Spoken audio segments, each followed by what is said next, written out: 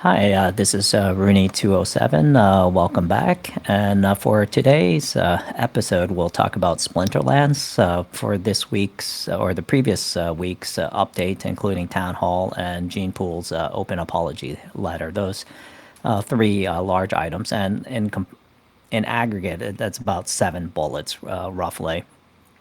So one of the first one here is the potential unpegging of the USDC coin. The token could potentially fall below the peg rate. It could go as low as, I guess, 95% or so.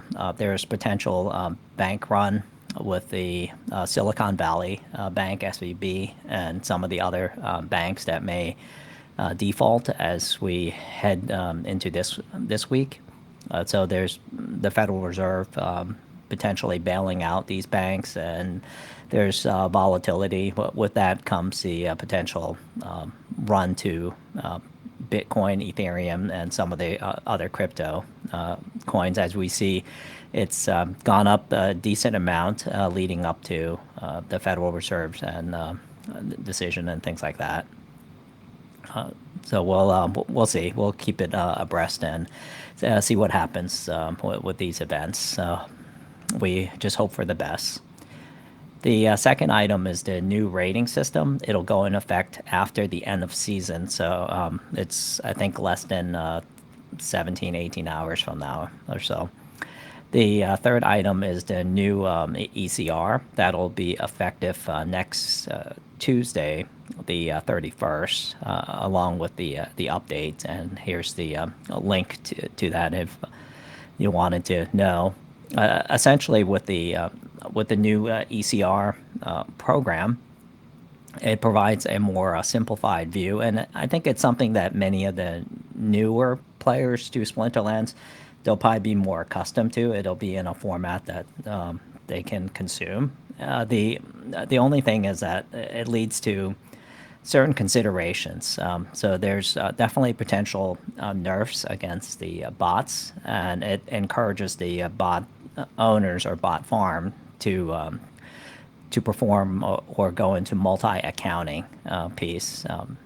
Good or bad, that's some of the unintended consequences, and or maybe it's intended by Yabamat. And with this new change, it'll also affect the active player base, those who play a lot and play their ECR down to 50%. So it'll probably most likely encourage them to play their alt accounts too. So it's good. So if you're using like Splex, or you're using Splintermate or Xbot, and maybe you'll save $1, or depending on, you'll save the token 20, $50 and things like that, and some of their earnings shares. The top players, they have a history of sitting on their lead, so this will encourage them to play. So I think this is a good incentives or intended consequences if it's intended.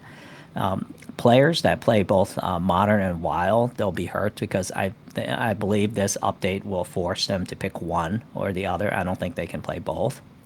Even if they were to buy the energy recovery, I'm not sure they'll have enough to be competitive. So they'll probably have to have two accounts of equal one, and they can just play wild or modern, and it'll cost more, but they'll earn more as well. Potentially expose this new system to unintended economy exploits, and we'll see. We'll see as it goes. Maybe Tails will come up with a video, and we'll be able to get his perspective on it as well.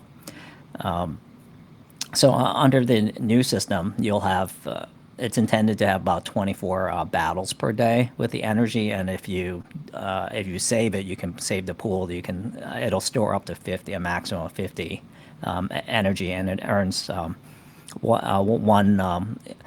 It'll be basically each rank battle play will use up exactly one energy, and it says here if a player does not have enough energy, they can't earn. And then the other important is the amount of energy a player has will no longer factor in the rewards or the calculations for the daily or the season, the RPs for the chess reward system.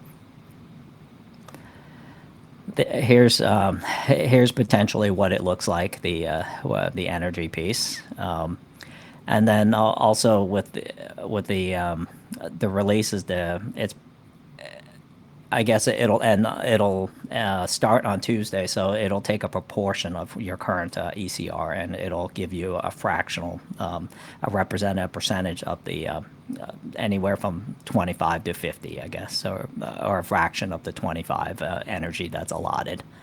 So I think it just depends on where you are, and in terms of the cost of the new energy or store your energy to buy another set. Here's the costs per league level. It can go up as 500 DEC, and you can also use DECB. So it's an incentive if you wanted to buy ahead and save for the future if you intend to play this piece. I'm not sure if you'll be able to get a sufficient return relative to spending this many DEC. I think we'll have to learn and do the math and figure it out as the season starts and see. Assuming that the current prize pool stays the same, but then we may have more players or more bots. So the there will be potentially more accounts. Right now we're receiving more rewards because there are fewer accounts on a daily basis. I think as bots or other players consolidate their accounts and things like that. So if we do have a spike, you'll earn less as a reward. So that's the new energy system. The fourth item is Ruse promo card. This is the result of Genepool's proposal, the SPS proposal that was recently passed, and you get basically one BCX for every 1,000 SPS plus voucher. I think there's potentially 500,000 BCX that's available.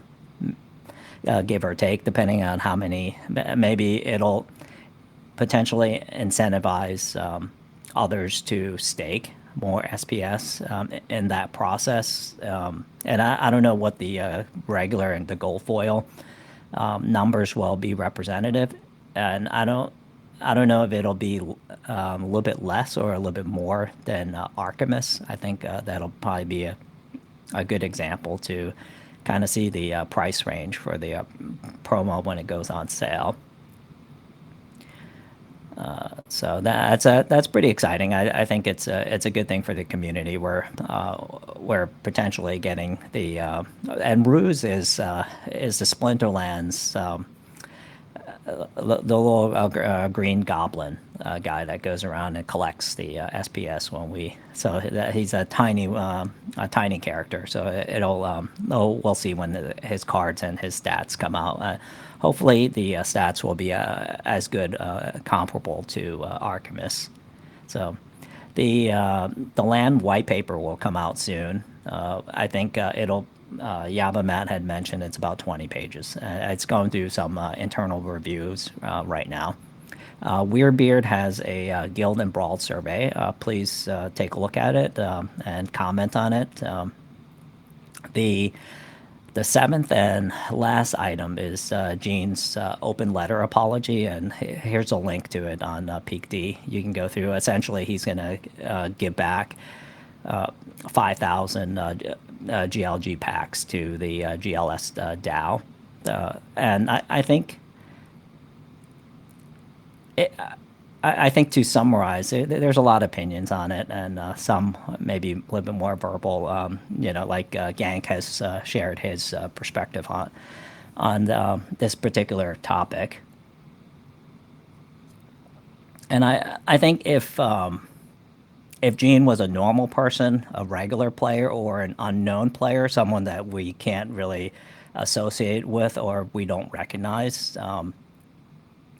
I think our community, our crypto community, we've been scammed and rug pulled so many times. I think this is an example of an exploit that was unfortunate, and I can't really say what Gene and others who were involved with this, so what their thought process of was. I don't think it, under the circumstances, I don't think it's anything illegal. They just took advantage of an exploit that the team had, they knew about.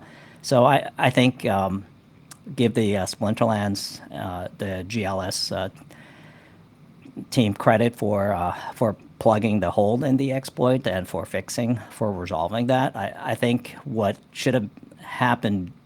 I only say this because Gene is a community leader. He's an elected community leader. He's one of the 5 most visible individuals within the Splinterlands community.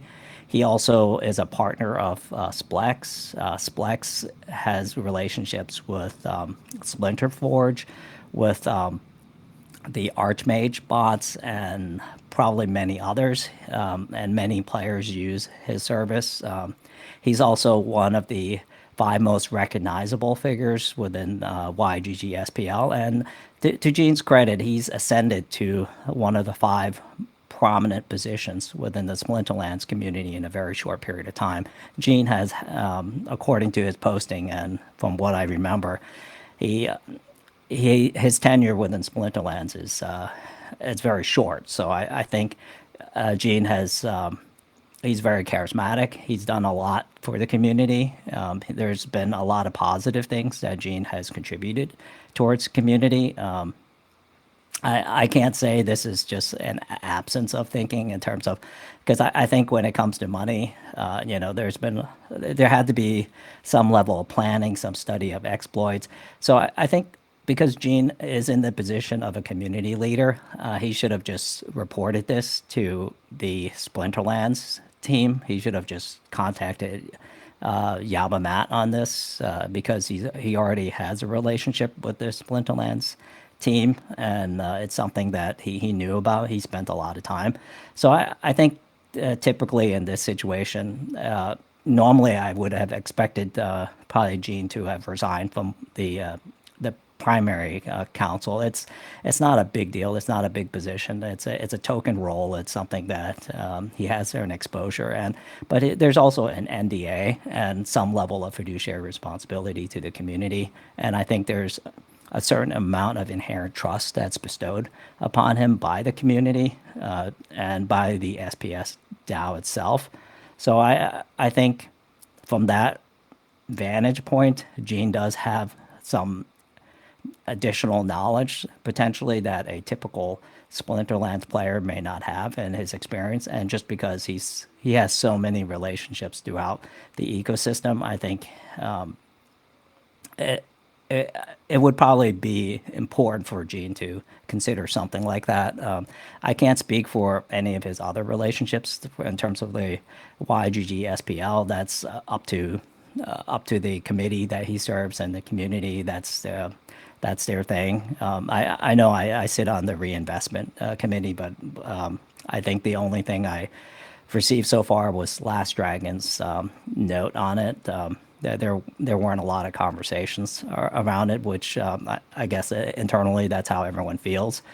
In terms of we haven't heard from his partner that's up to Splex and his partnerships. I think that's an internal thing that they resolved. I think the only comment and suggestion that I would recommend is that Gene step away from, and he can come back in terms of the elected official capacity. It's not that he would gain anything significant from being part of that. I think there's potentially he may get some of the SPS validator node, the freebies that comes with it. So that's might be as part of the original, but I don't know if the community would necessarily, given the circumstances, vote to grant Gene more validator nodes. But at this point, I think looking at rough estimates, I would imagine Gene has made enough money from this transaction that he can afford his own validator nodes and things like that. And I'm I'm not going to comment on these things. That's up to the community and how they feel. But that's pretty much it in a nutshell. And let me know if you have any thoughts, and feel free to comment. And thank you so much for your time.